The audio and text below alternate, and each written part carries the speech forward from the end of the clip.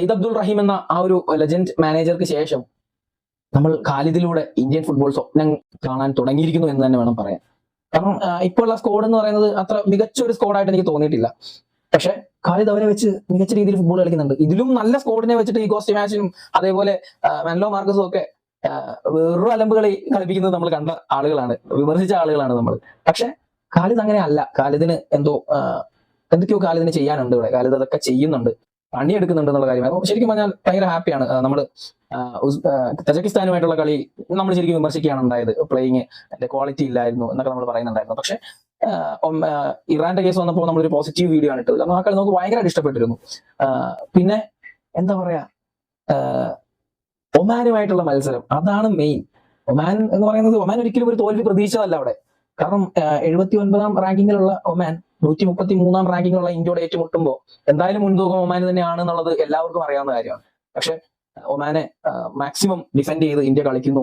എന്നാൽ ഒമാൻ ഒരു ഗോള് അടിച്ചു, ഓക്കെ. പക്ഷെ ഇന്ത്യൻ നാഷണൽ സ്ക്വാഡ് അവിടെ തളരുന്നില്ല, ഖാലിദിന്റെ പിള്ളേർ തളരുന്നില്ല, തിരിച്ചടിച്ചു വന്നു. പിന്നെ എക്സ്ട്രാ ടൈമിലേക്ക് കളി പോകുന്നു, അവിടുന്ന് ഷൂട്ടൗട്ടിലേക്ക് വരുന്നു. ഷൂട്ടൗട്ടിന്റെ കാര്യം പറയുമ്പോഴാണ് എനിക്ക് എടുത്തു പറയേണ്ട ഒരു പേര് അൻവർ അലിയാണ്. അൻവർ അലി എന്റെ ഒരു ഫേവറേറ്റ് പ്ലെയർ ആണ്. ഫേവറേറ്റ് എന്ന് പറഞ്ഞാൽ ഭയങ്കര ഫേവറേറ്റ് പ്ലെയർ ആണ്. പക്ഷെ ആള് എന്താ സംഭവിച്ചതെന്ന് എനിക്ക് അവിടെ മനസ്സിലാവുന്നില്ല. ഭയങ്കര പ്രഷറിലായിരുന്നു എന്ന് തോന്നുന്നു. പെനാൽറ്റി ഷൂട്ടൗട്ട് എന്ന് പറയുമ്പോൾ ഭയങ്കര പ്രഷറുള്ള ഒരു കാര്യം തന്നെയാണ്, ശരിയാണ്. അൻവർ അലിനെ പെനാൽറ്റി ഞാൻ എടുത്തു പറയാൻ കാരണം അൻവർ അലിയിൽ നിന്ന് ഒരിക്കലും ഞാനത് പ്രതീക്ഷിച്ച ഒന്നല്ല എന്നുള്ളത് കൊണ്ടാണ്. പിന്നെ ഉദാന്ത മിസ് ചെയ്തു. ഉദാന്തയിൽ നിന്നും അത് നമ്മൾ പ്രതീക്ഷിക്കുന്നില്ല. ഉദാന്തൊക്കെ ഒരു ഫയർ പ്ലെയർ ആണ്. പക്ഷേ പെനാൽറ്റി എന്ന് പറയുമ്പോൾ ജിദ്ദിൻ അമ്മസിന്റെ പെനാൽറ്റിയാണ്, ചെക്കന്റെ പെനാൽറ്റി. നെയ്മർ ഒക്കെ എടുക്കുന്ന സിമ്പിൾ ആയിട്ട് ബ്രില്യൻ പെനാൽറ്റി എന്നൊക്കെ നമ്മൾ പറയുന്നത്, സിമ്പിൾ ആയിട്ട് ഇങ്ങനെ ഉരുട്ടി തട്ടി കയറ്റിട്ടു. അപ്പോൾ ജിദ്ദിൻ അമ്മസ് ഒരു മുതലാണ്. അവൻ ഒരുപാട് കാര്യങ്ങൾ അച്ചീവ് ചെയ്യാനുണ്ട്.